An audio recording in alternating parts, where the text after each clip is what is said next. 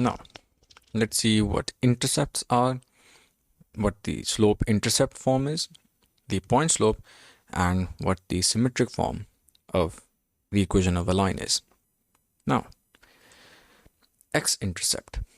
If a line intersects the x-axis at this point, let's say it's a comma 0, then a is the x-intercept of the line. And similarly, if a line intersects the y-axis at this coordinate 0b, then b is called the y-intercept of the line.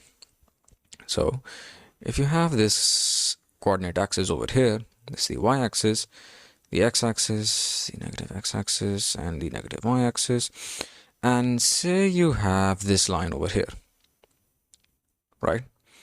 Then the x-intercept will be the point where the line intersects the x-axis, which is this point.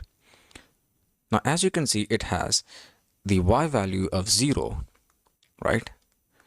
But it has some x value, right? And let's say that x value is a.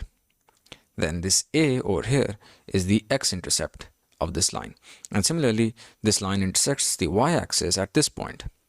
So it has a 0 x value, right? Because it's above the origin. So it has 0 as an x value, but it intersects the y-axis at some point.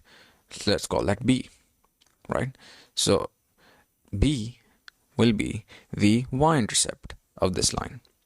Okay, so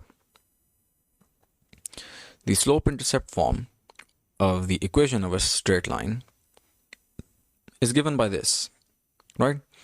So y is if you take any point on the line, and the y value is this, the x value is this m is the gradient of the line, and this c is the y-intercept of that line, right?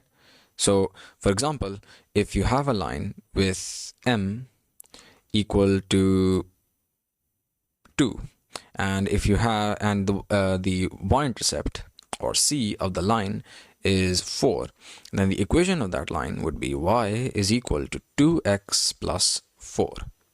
Okay, so yeah, that's the slope-intercept form equation of the line. Okay, and this is only valid for straight lines, as we were discussing straight lines right now. Now let's see the point slope form of the equation of a straight line.